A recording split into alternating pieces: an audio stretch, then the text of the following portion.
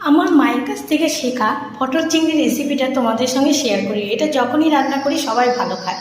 পটলগুলো এইভাবে খোসা ছাড়িয়ে একটু কেচে নুন মাখিয়ে রেখেছিলাম। আর এই দেখো, খুব অল্প আঁচে আস্তে আস্তে করে ভাজতে হবে, খুব বেশি আঁচে কিন্তু পুড়ে যাবে। পটলগুলো খুব সুন্দর করে ভেজে নিলাম, চিংড়ি মাছগুলো খুব সুন্দর করে ভেজে নিলাম। কড়াইতে দিয়ে দিলাম মশলা হিসাবে তোমার আদা, জিরে, এলাচ, দারচিনি সমস্ত কিছু আমি পেস্ট করে নিয়েছিলাম। এবার তেলের মধ্যে মশলাটা যেই হয়ে গেছে, চিংড়ি মাছ আর পটলগুলো দিয়ে দিলাম, ভালো করে কষাতে শুরু করে দিলাম। দেখো কি সুন্দর করে কষিয়ে নিচ্ছি। তারপর সামান্য একটু মশলার বাটিটা ধোয়া জল দিয়ে দিয়েছি। এবার দেখো কালারটা দেখো, ফাটাফাটি কালার।